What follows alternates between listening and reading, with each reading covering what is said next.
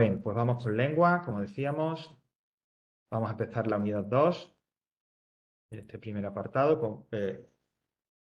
Bajamos a tema 2 y las unidades de lengua, los temas de lengua siempre tienen el mismo esquema. En inglés puede ser a veces un poquito más variado, en lengua no. Texto, literatura y lengua. Bueno, pues vamos a empezar por el texto. En este caso, el texto descriptivo, la descripción. Eso es a lo que nos vamos a dedicar hoy.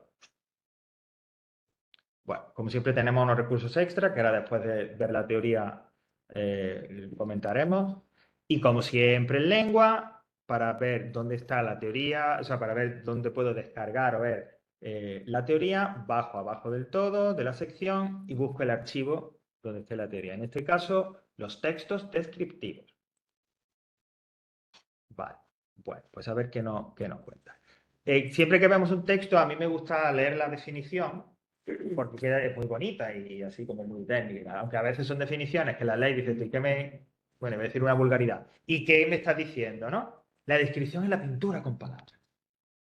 Bueno, la descripción, un texto descriptivo, consiste en, a través de las palabras, a través de un texto, oral o escrito, una persona explica, enumera, detalla, comenta las características, las cualidades, los aspectos más relevantes de un objeto, de una persona, de un lugar.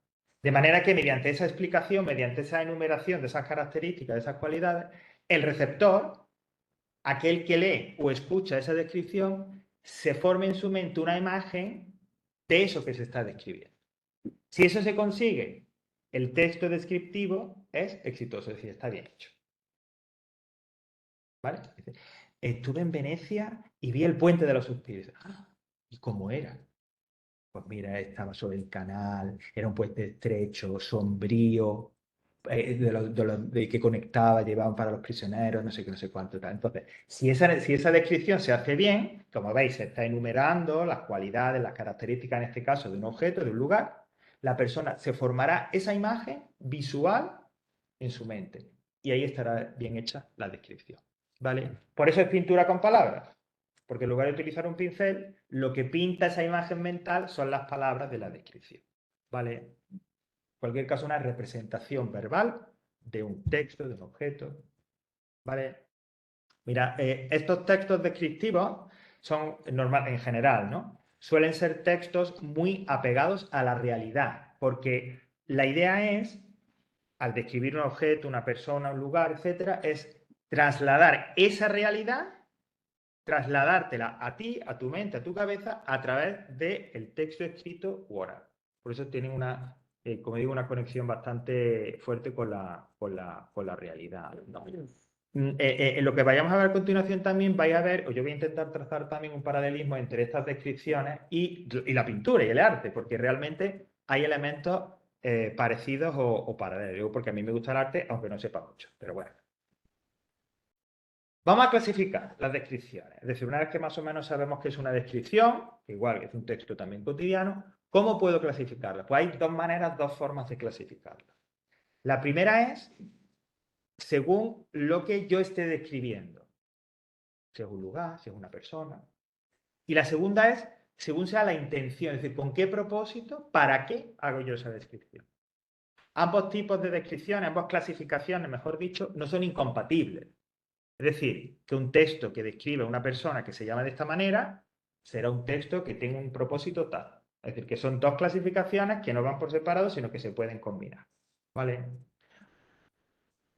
Según lo que yo esté describiendo, ese objeto descrito. Bueno, si es un lugar o un ambiente o un paisaje o una vista, es lo que se llama topografía. El topos es lugar en griego. Todo lo que sea topos y tal, que no se refiere al animal, claro, se refiere a lugares, ¿no? Topónimo, los nombres de las ciudades, pueblos y tal, es la toponimia, los topónimos. Bueno, pues topografía. También podemos encontrarnos con descripciones de realidades abstractas. Es decir, cuando una descripción trata de transmitir, de representar todo aquello que no es perceptible por los sentidos, una idea, un pensamiento, una emoción, un sentimiento, una actitud, un concepto, todo eso es una realidad abstracta.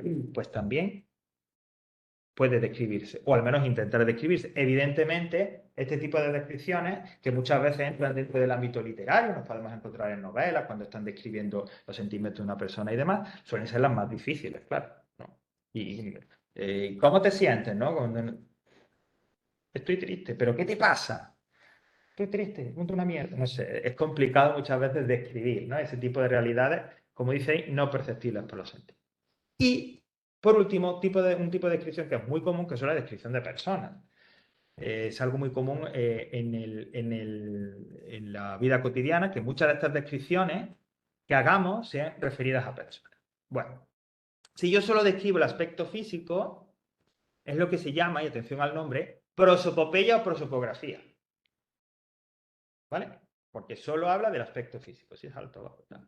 Si en cambio yo solo me refiero a la personalidad, a cómo es, a la actitud de esa persona, a cómo se comporta, qué tal es, entonces ya lo llamaríamos etopeia. Todos estos son nombres griegos. La descripción completa, todo junto, es lo que se llama retrato.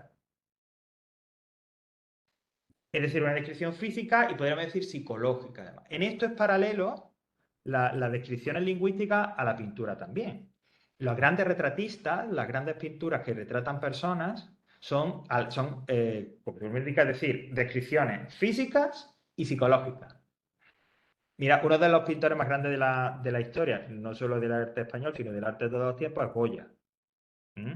Y que afortunadamente aquí tenemos el Prado con muchísimas pinturas de él. Una de las pinturas más relevantes de su obra y que además también está ahí y está bien expuesta es la familia de Carlos IV. Carlos IV era el Borbón, el rey Borbón que reinaba a principios del siglo XIX, ¿vale? 1800 y algo, justo cuando la invasión napoleónica y demás.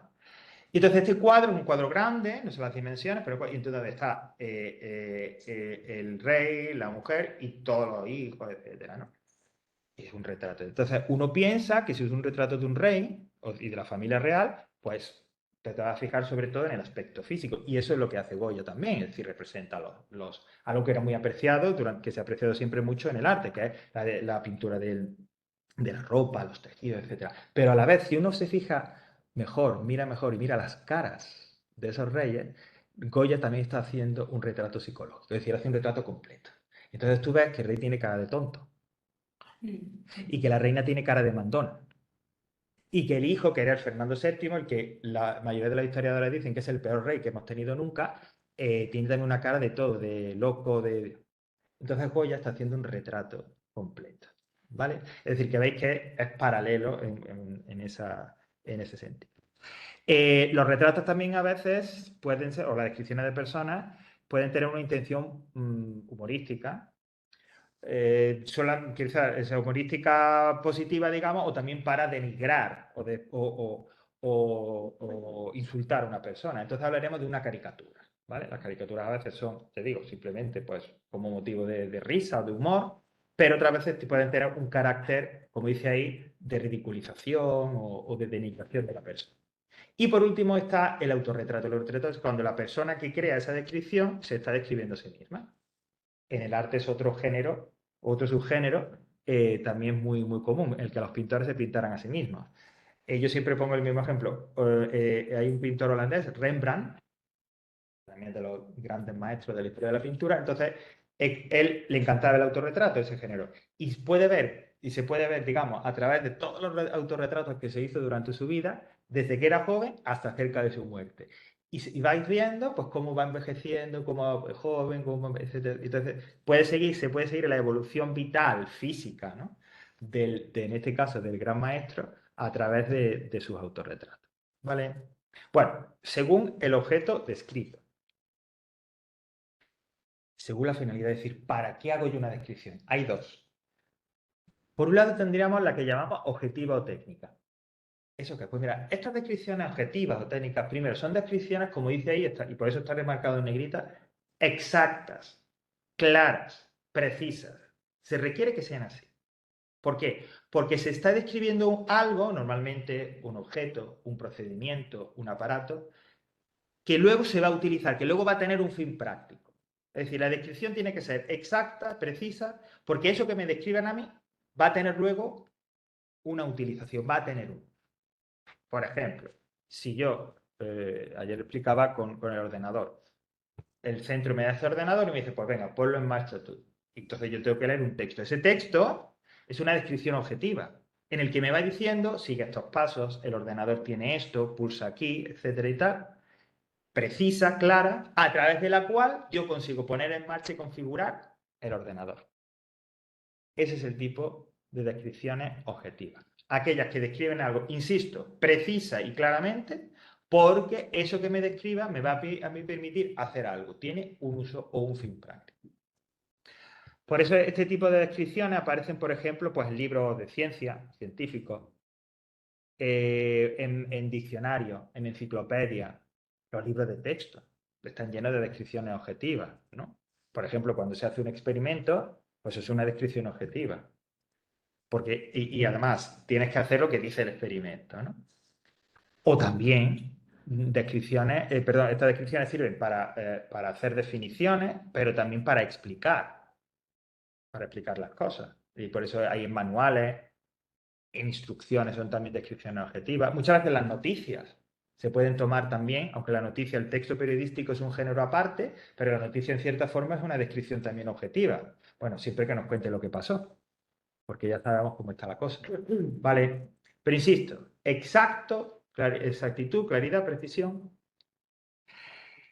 Eso quiere decir que son textos, que alguien podría decir textos fríos, es decir, en los que no hay emoción, en los que el autor lógicamente no te va a indicar cómo se siente o cómo se encuentra, o no va a juzgar, no va a decir, no, pues el ordenador, que es un ordenador triste, que está ahí triste, pero que tú lo puedes poner en marcha. No, son textos así, tal cual, sin ningún tipo de subjetividad, ¿no?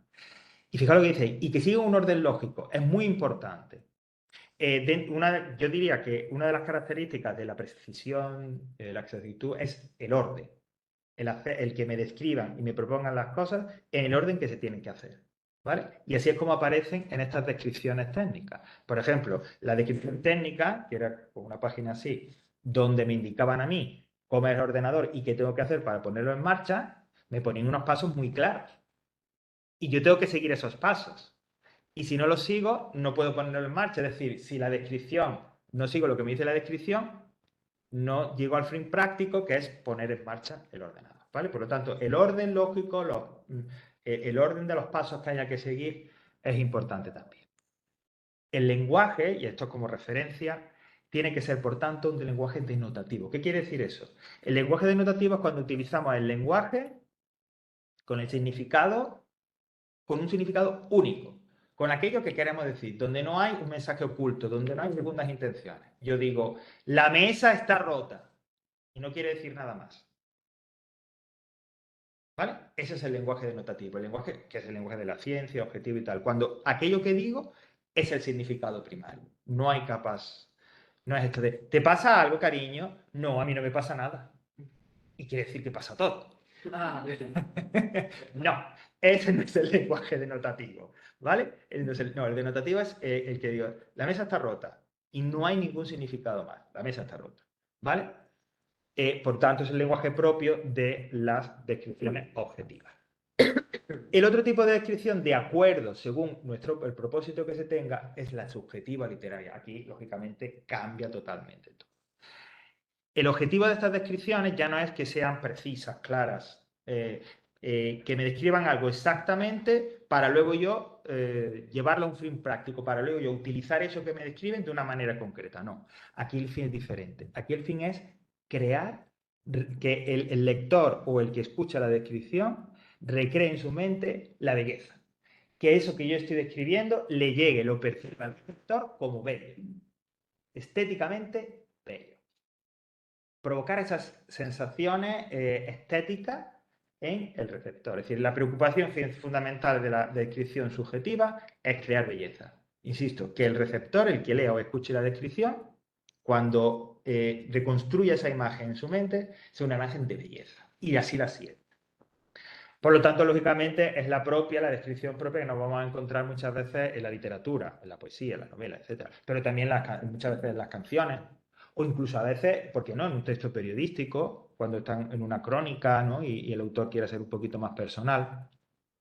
Precisamente son textos, descripciones, como dice ahí, donde el autor sí juzga, sí expresa su valoración, da su opinión sobre lo que describe, sobre lo que pasa.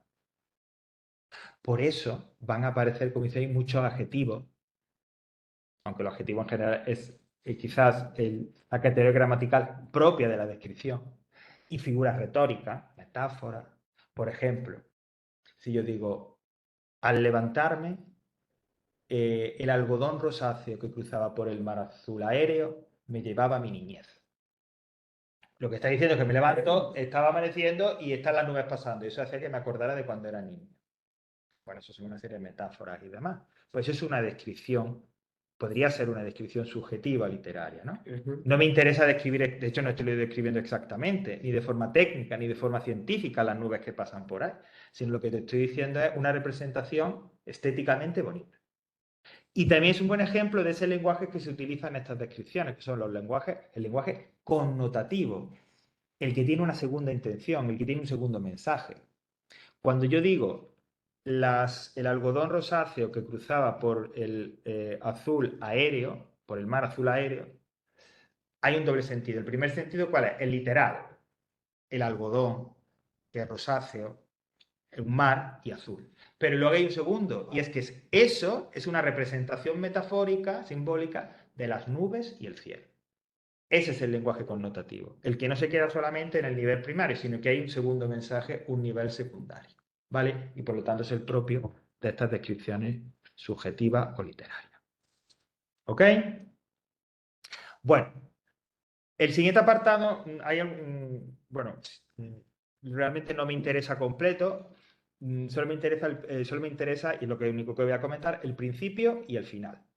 El principio es algo que no es solo propiamente de los textos descriptivos, sino de los textos en general, por eso me interesa. Esto de la naturaleza híbrida. Mira, como en este curso, en cada unidad vamos a hablar de un texto concreto y aislado de los demás, puede dar la impresión de que es así como se presentan en la realidad. Es decir, que si yo textos descriptivos y hay un texto solo descriptivo, o una narración y es solo narración, o un texto periodístico y es solo periodístico, y así no es. En la realidad, cuando yo leo algo en un periódico, cuando leo una novela o cuando escucho una crónica de algo en la radio, en la tele, son textos híbridos en los que se mezclan los diferentes tipos de textos. Y de repente puede ser una novela llena de descripciones o una descripción que está dentro de un texto periodístico o así. A eso me refiero o a eso nos referimos con la idea de naturaleza híbrida. O sea, que vayáis un poco macerando en vuestra mente la idea de que no hay textos puros. Los textos no son solo descripciones, no son solo narraciones. Los textos son una mezcla de todo. De repente, claro está, y por eso a veces y por eso nos permiten clasificarlo, hay un tipo que es el predominante. Pues si es una novela, el tipo predominante será la narración. Pero dentro de las descripciones, a lo mejor hay cartas, a lo mejor hay un artículo periodístico. ¿Vale?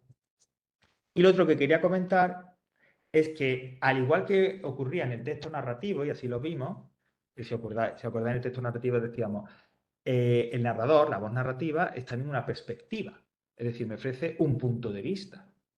De cualquier incidente, si hay un personaje que me lo narra de una manera, ese mismo incidente, otro personaje lo narrará de otra manera diferente, u otra voz narrativa me lo contará desde otra perspectiva. Es decir, decíamos que la narración, la voz, el narrador, es siempre un punto de vista. Pues algo parecido o relacionado ocurre con las descripciones. Un mismo objeto de descripción, nos podemos acercar a él, podemos describirlo desde diferentes puntos de vista, según lo que nos interese.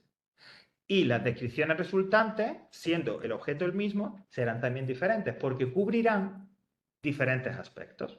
Por ejemplo, imaginad, el objeto es un castillo, en lo alto de la montaña, de la colina de un pueblo. Bueno, puede ser que yo quiera describirlo, como dice ahí, desde una perspectiva o desde un punto de vista espacial. Entonces diré dónde está situado, cuál es la comarca, que está en una colina, cuál es la altura de esa colina, que divisa no sé qué, no sé.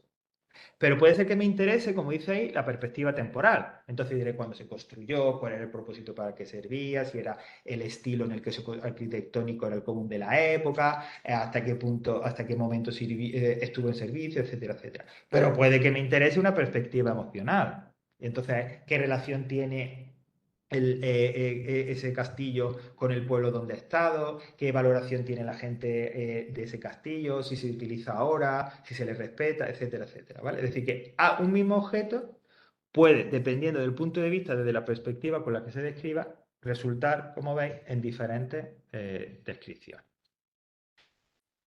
Y por último, los aspectos lingüísticos, porque parece muchas veces en estas explicaciones que hacemos que no estamos hablando de la lengua, estamos hablando de textos escritos o orales, pero que al final utilizan como soporte la lengua. Bueno, ¿qué características puede tener la lengua de una descripción? Bueno, en cuanto a los verbos, fijaos en una cosa, antes de empezar con esto de los verbos y demás.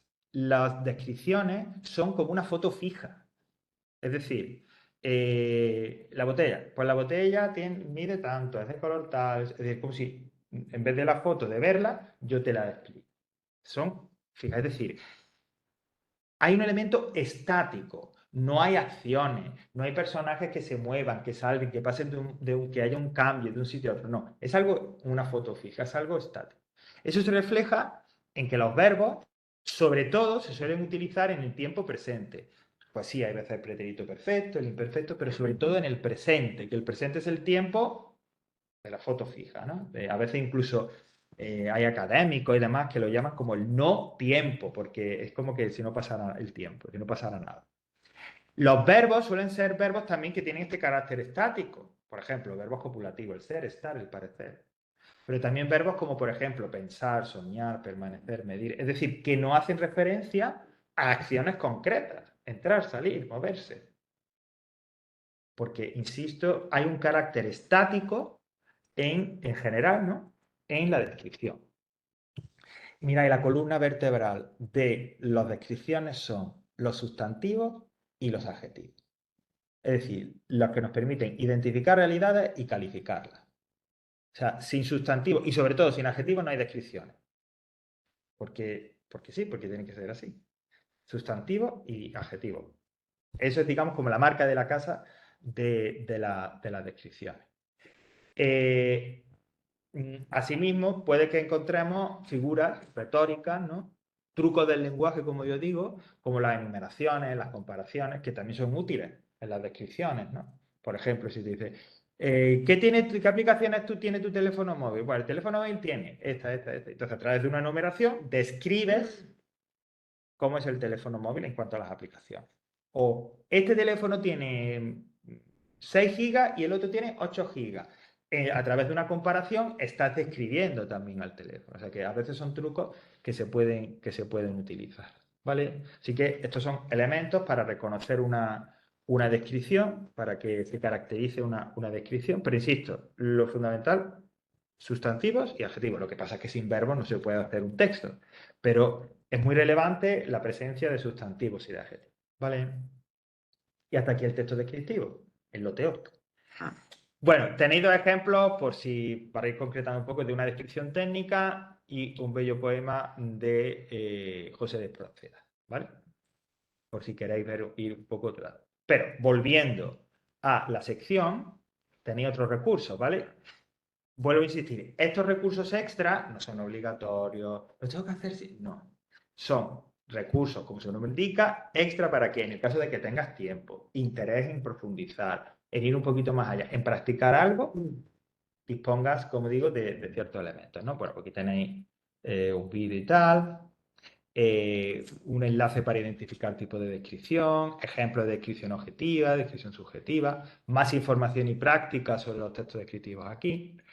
Y hay un archivo que en otros años lo hemos podido hacer, porque este año, porque hay esta planificación que hemos hecho, no lo vamos a poder hacer, que es lo siguiente. Hay al final de esa sección de los textos descriptivos, el archivo que dice textos descriptivos para clase, que en realidad es uno solo, pero no sé por qué está en plural. Si pulsamos ahí, en ese archivo contiene un texto, que es un poema, que además es un poema que volveremos la semana que viene un poco sobre él al hablar del romanticismo, titulado La desesperación, de nuestro romántico más exaltado, intensito que dirían algunos, que es La desesperación, que se Espronceda, ¿vale? Y es un poema en cuatro estrofas y tal, donde realmente es una descripción. ¿Ok? Bueno, lo que se propone en esta actividad es, lógicamente, leer el texto y completar las preguntas. Igualmente, cuando ya han salido otro tipo de ejercicios a lo largo de que hemos empezado el curso, estos ejercicios es para practicar y tal, pero para que tengáis idea de cómo se preguntaría esto en un examen. ¿De qué manera me puede preguntar Javier esto en un examen? Bueno, pues aquí tenéis otro posible ejemplo, ¿no? Bueno, el poema sería así. Me gusta ver el cielo con negros nubarrones y oír los aquilones horrísonos bramar. Me gusta ver la noche sin luna y sin estrellas, y solo las centellas la tierra iluminar. Me agrada un cementerio de muertos bien relleno, manando sangre y cieno que impida el respirar, y hay un sepulturero de tétrica mirada con mano despiadada los cráneos machacar. Me alegra ver la bomba caer mansa del cielo, e inmóvil en el suelo sin mecha al parecer, y luego embravecida que estalle, que se agite, rayos mil vomita y muertos por doquier. Que el trueno me despierte con su ronco estampido, y al mundo adormecido le haga estremecer. Que rayos cada instante caigan sobre el sin cuento, que se hunda el firmamento, me agrada mucho ver. Bueno, todo muy romántico, todo, ¡ay, Dios mío, qué tremendo! Y qué tal, ¿no? Bueno, pero está bien, yo digo, porque es un buen ejemplo de una descripción, ¿vale? ¿Qué actividades? Pues, ¿cuál es el tema del texto? ¿Qué opina? Fijaros en la segunda, dice, ¿qué elemento central se describe en cada párrafo? Escribe ejemplos de objetos o fenómenos que aparezcan en esos párrafos y de los objetivos que lo acompañan y definen. Cada uno de los párrafos describe un algo en concreto. Un lugar, un fenómeno, tal. Ok. Entonces, el ejercicio lo que os pide, o sea, el párrafo 1 que describe, el párrafo 2 que describe, el 3 y el 4, y dar al menos un ejemplo, que es decir, un sustantivo y un adjetivo que lo acompañe de eso que describe. Yo voy a decir, el segundo párrafo habla de un cementerio, describe un cementerio, además empieza, me agrada un cementerio, ¿vale? Bueno, pues da un ejemplo, aunque hay varios, de un sustantivo y un adjetivo que lo acompañe y que califique ese cementerio. Por ejemplo, uno que a mí me resulta un poco desagradable, bien relleno de muertos, o tétrica mirada, o mano despiadada. ¿Veis? Es una descripción en donde, si se nos ponemos a ver, sustantivos y adjetivos, sustantivo y adjetivo. En este caso, calificando ese cementerio. Bueno, pues algo así con el resto de párrafos. El siguiente dice, ¿qué signos de puntuación predominan en el texto? Esto es una llamada de atención a algo que ya dijimos al principio, cuando empezamos a ver lo de la redacción de textos, que los signos de puntuación son la hermana pobre a la hora de redactar. Nos fijamos mucho en que lo estructure bien, en que intentar no cometer errores de ortografía, pero la puntuación la dejamos a un lado. Bueno, pues prestadle atención. Sobre todo, lo que hay que manejar es punto y coma. Eso es lo que sobre todo hay que manejar para que un texto, con eso simplemente, ya tenemos mucho ganado. ¿En qué tiempo y de qué clase son los verbos? Bueno, pues podéis comprobarlo, pero veréis que aunque hay verbos y tiempos verbales que indican cierta actividad, la mayoría serán de carácter estático, como hemos dicho. Y la última es sobre la perspectiva, con respecto a ese párrafo del cementerio, se os dan tres opciones. Oye, pues, de estas tres opciones, ¿cuál es la perspectiva que tú crees que el autor ha escogido para describir el cementerio? ¿Vale? Bueno, pues ahí queda un poco, pues si tenéis y tal, y si no lo hacéis al menos para que veáis luego cómo hemos hecho. Y aprovecho ya, pues, para comentar también la actividad la actividad recomendada de la unidad 2 sobre el texto descriptivo. ¿Vale? Bueno, pues me voy a tema 2, ejercicio obligatorio, tipología textual, bla, bla, bla, bla, bla, bla. Pues pulso ahí. ¿Qué es lo que me propone? Me proponen varias cosas. Lo primero que me proponen es, en el siguiente enlace tienes una serie de ilusiones ópticas. Elige una de ellas y redacta una descripción subjetiva de 200 palabras aproximadamente. ¿Subjetiva en qué sentido? El sentido siguiente. Yo pincho el enlace y me sale esto. Bueno, pues tú eliges una imagen. Ah, pues elijo esta segunda. Y la descripción subjetiva es lo que tú veas ahí. Bien estructurado y tal, pues lo que te sugiera ahí, ¿no? Esto es como los tests estos que no sé si se siguen utilizando los tests de Rorschach, sabéis lo que es, ¿no? A veces en psiquiatría y tal, para definir perfiles o no sé qué, utilizan unas planchas que son como tú ves una plancha y es una mancha, ¿no?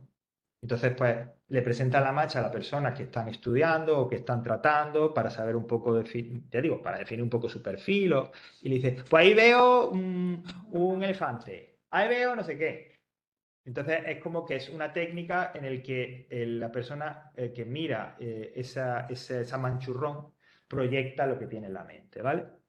Y dice lo que le dará, pues algo así. En un texto estructurado, yo elijo una imagen y la describís. Subjetivo, lo que os sugiera. No hay descripción correcta. La correcta es la que escribáis. ¿Vale? A eso se refiere con lo de descripción subjetiva. ¿Vale? De acuerdo. Ok. Eso sería lo primero. Luego, lo segundo, hay un texto, ¿vale? También así, además sacada de un libro de una autora que es muy interesante, que es Rosa Montero, etcétera. Y nada, pues una serie de ejercicios. Un primer ejercicio que realmente no tiene que ver con la descripción, pero que nos remite a lo que hemos visto en la unidad anterior de lo de morfología, prefijos, sufijos, hay un trabajo con 2 palabras. Y ya los otros 2 ejercicios sí que son propiamente o referidos a las características de la descripción, ¿no? Cuál es el contenido, es objetivo, subjetivo, qué tipo de descripciones, etcétera, etcétera. ¿Vale? Bueno, pues esto sería esa primera actividad. ¿Ok? ¿Alguna pregunta? No. Vale, pues terminamos aquí con la descripción.